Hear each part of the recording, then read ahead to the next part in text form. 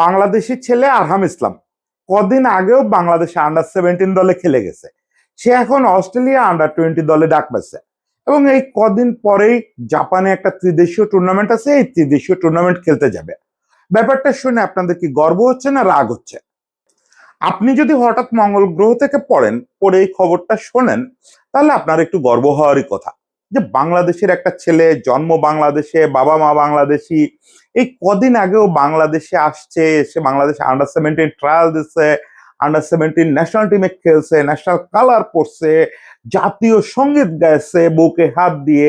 সেই ছেলেটা এখন অস্ট্রেলিয়ার মতো বিশাল দল, যারা বিশ্বকাপের দল, তাদের হয়ে খেলবে। এটা তো একটু গর্বের বিষয়, তাই না? আমি জানি আপনারা কেউ এই গর্ব অনুভব করার সুযোগ পাচ্ছেন না। আপনাদের সবার রাগে দাঁত কিড়মিড় করতেছে। আপনারা চাচ্ছেন কাউকে অন্তত কলারটা ধরে জবাব চাইতে, যে কেন আরহাম বাংলাদেশের নাই, কেন আরহাম বাংলাদেশের না অস্ট্রেলিয়ার হয়ে খেলতেছে। আমি জানি না কার কলার ধরে জবাব চাওয়া উচিত, এটা আপনাদের হাতেই ছাড়া থাকলো, কিন্তু জবাব আসলে আমাদের চাইতে হবে। জবাব চাওয়ার কোনো বিকল্প নাই। আরহামের মতো একটা ছেলে, যে ছেলেকে অস্ট্রেলিয়ার মতো একটা বিশ্বকাপ খেলুড়ের দেশ তাদের ভবিষ্যৎ তারকা মনে করতেছে, সেই ছেলেকে আমরা যোগ্য মনে করি নাই। আমরা আন্ডার 19 আন্ডার 23 দলে তাকে ডাকি নাই, তারে রিফিউজ করে অস্ট্রেলিয়ায় ফেরত পাঠাইছি। এই জন্য যে কোনো কারোর হোক জবাব দিতে হবে।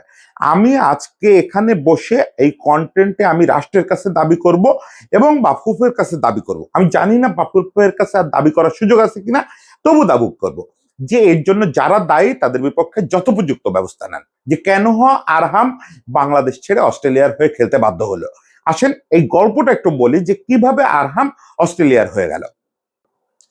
প্রথমত আমি একটু আপনাদের বলি যে আরহাম এই অস্ট্রেলিয়া আন্ডার 20 দলে ডাক পাওয়ার অর্থ কি। দুইটা অর্থ। একটা হচ্ছে আরহামের দিক থেকে যদি দেখেন, এটা বিশাল একটা ব্যাপার।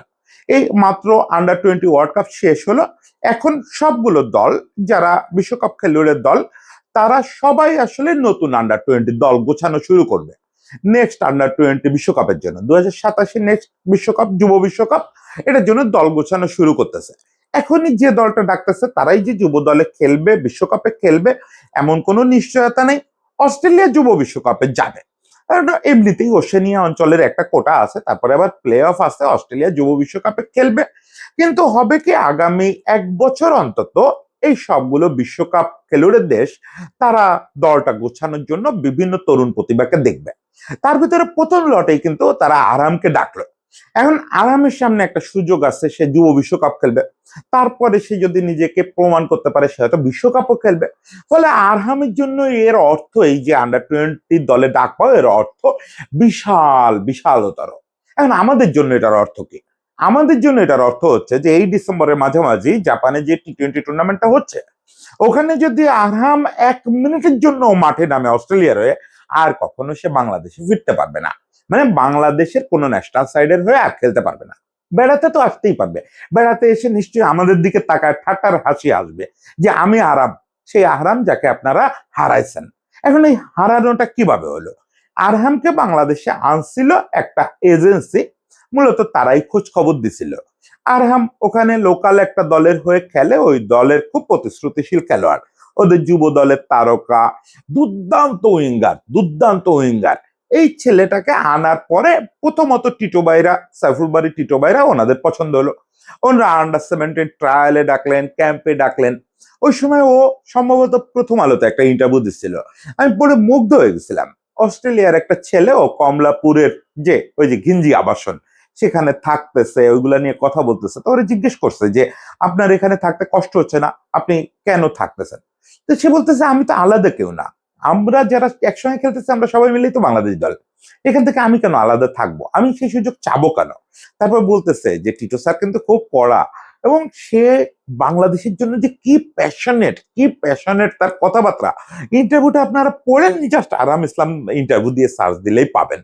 ইন্টারভিউটা পড়লে দেখবেন যে কি প্যাশনেট বাংলাদেশ দলের জন্য, এবং বাংলাদেশের যে হয়ে কত কি করতে চায়, তখন স্বপ্ন বলতেছে।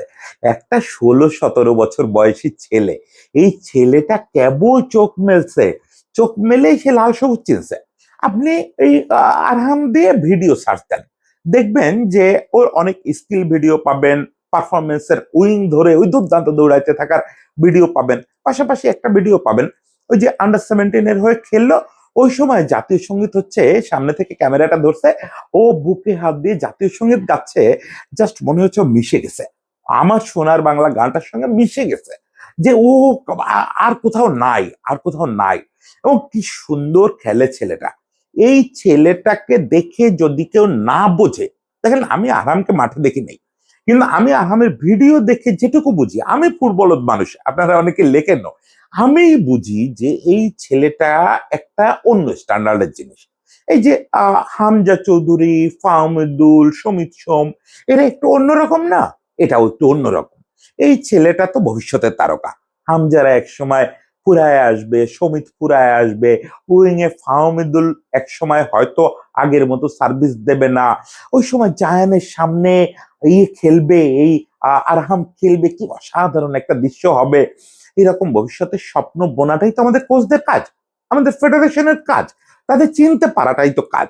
সেই চেনাটাই যে আমাদের লোকাল কোচটা খুব ভুল করছিলেন সেটা বলা যাবে না। টিটো ভাই কিন্তু ওকে ঠিক মতো আন্ডার 17 খেলাছেন, এবং যেটা খেলালে আসলে ও বাংলাদেশের লক হয়ে যেত, সেটাও কিন্তু খেলানোর পথে ছিলেন। আন্ডার 23, আন্ডার 19 ডাকলেও হতো, আন্ডার 19 ডাকা হয় নাই, আন্ডার 23 ডাকা হবে, স্কোয়াড হয়ে গেল। ডাকা হলো না কেন? আমি আজকেই আপনাদের এটা মোটামুটি আমি গ্যারান্টি দিয়ে বলতে পারি কথাটা সত্যি। আমি যে লোকগুলোর সঙ্গে আলাপ করছি তারা সবাই নিশ্চিত করছেন শুধুমাত্র আমাদের ক্যাবরেরার জন্য। হ্যাভিয়ের ক্যাবরেরা আমাদের ন্যাশনাল টিমের কোচ, যে লোকটা গত কয়েক বছর ধরে বাংলাদেশের ফুটবলের কবর খুঁড়তেছে, সেই লোকটা আর একটা কবর খুঁড়লো, খুঁড়ে আর একটা কফিন নামায় দিল। সেই কফিনের নাম বাংলাদেশ, বাংলাদেশকে কফিনে ভরে দিচ্ছে এই লোকটা। এই লোকটা ফোন দিয়ে, সাইফুল বারী টিটোরে ফোন দিয়ে ইয়ের নাম, আরহামের নাম আন্ডার 23 লিস্ট থেকে কাটাইছে। সাইফুল বারী টিটো এর কদিন আগে একটা কথা বলছিলেন যে ও এখনো ন্যাশনাল টিমে খেলার উপযুক্ত না, এটাকে অনেকে অপব্যাখ্যা করতেছে। অনেকে বলতেছে যে টিটো ভাই তাকে আন্ডার 23 চান নাই, না, টিটো ভাই তাকে আন্ডার 23 রাখছিল, এটা আমি নিশ্চিত হয়ে বলতেছি আপনাকে। ক্যাবরেরা ওটা ফোন দিয়ে তার নাম কাটতে বলছে, যে না, ওর বাংলাদেশের হয়ে খেলার যোগ্যতা নাই। আপনি বোঝেন, আন্ডার 23 17 বছর বয়সী একটা ছেলে ডাক পাইছে, মানে ওই ছেলেটা আন্ডার 23 মানে আসলে প্রায় ন্যাশনাল টিম, অলিম্পিক টিম তো আন্ডার 23, মানে এই টিমটাই আপনার রিজার্ভ টিম, এই টিমটাই আপনার নেক্সট টিম। এই টিমে খেলার নাকি যোগ্য না, সেই ছেলে এখন অস্ট্রেলিয়াতে খেলতেছে। অস্ট্রেলিয়া বিশ্বকাপ খেলুড়ে একটা দেশ, বারবার এই কথাটা বলতেছি, সেই দেশের হয়ে খেলতেছে। এখন হ্যাভিয়ার ক্যাবরেরা কি দাবি করবেন যে তিনি ওদের চেয়ে ফুটবলটা বেশি বোঝেন, ওদের চেয়ে ফুটবলার বেশি চেনেন, ওরা বোকাশোকা মানুষ বলে অযোগ্য একটা ছেলের অস্ট্রেলিয়া দলে ডেকে ফেলছে, যারা আপনি বাংলাদেশে খেলার যোগ্য মনে করেন নাই? বাংলাদেশের মতো একটা দেশ যারা ঠিক মতো সাউথ এশিয়ান পর্যায়ে এখনো ডমিনেট করতে পারে নাই, তারা এশিয়ান পর্যায়ে কোনো যেতে পারে নাই, তারা একটা বিশ্বকাপ খেলুড়ে দেশের কোচদের চেয়ে খুব পণ্ডিত হয়ে গেছে। ক্যাপ্টেন এত পণ্ডিত হয়ে গেছে যে বুঝে ফেলছে যে আরহাম বাংলাদেশ দলে খেলার যোগ্য না। ফলটা কি হয়েছে?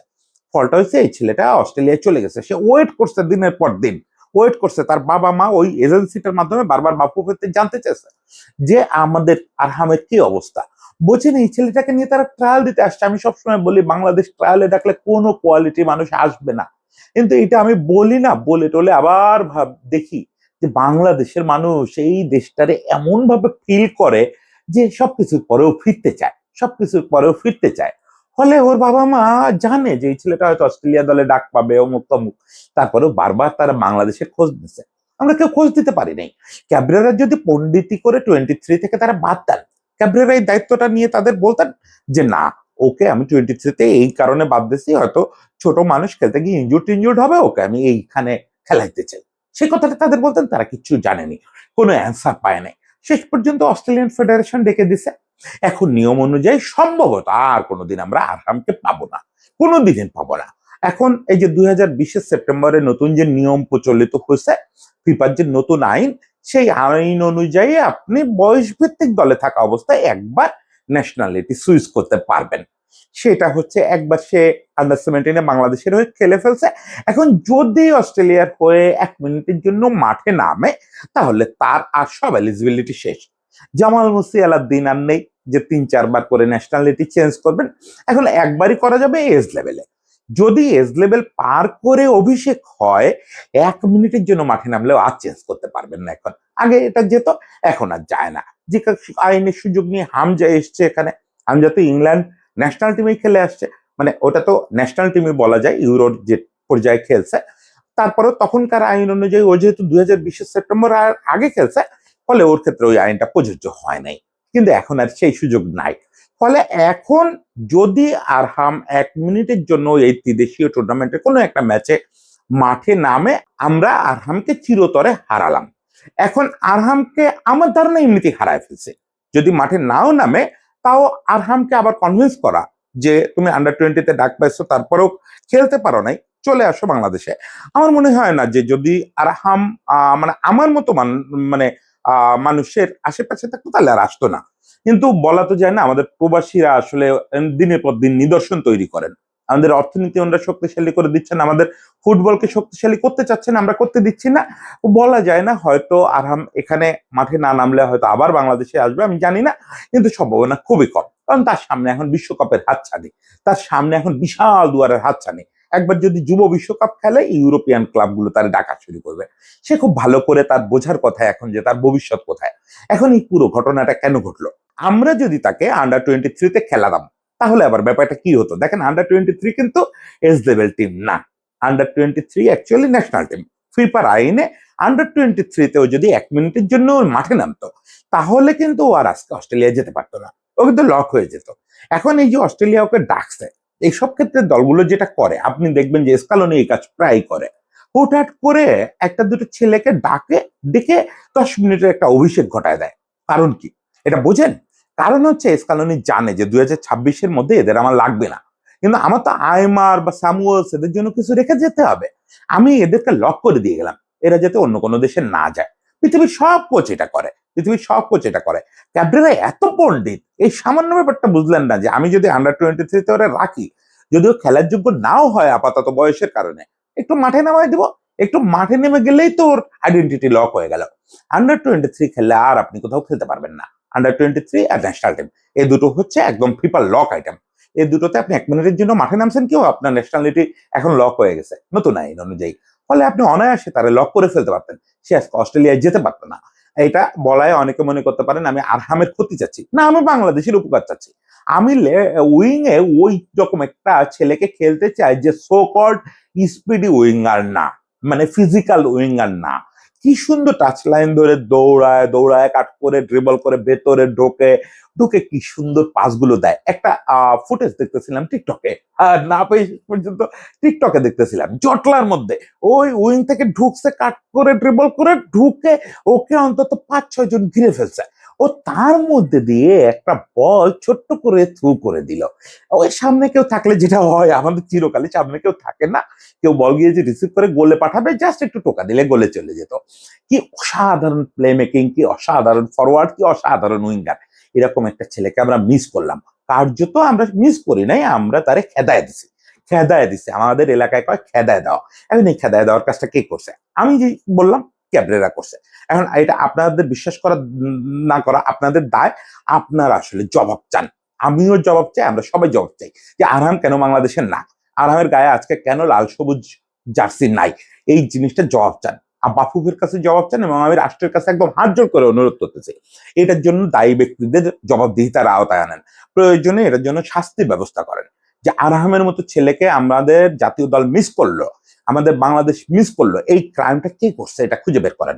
যে করুক, সেটা যেই করুক, তাকে শাস্তির আওতায় আনেন। এটা অনেক বড় অপরাধ হয়ে গেছে, অনেক বড় অপরাধ হয়ে গেছে।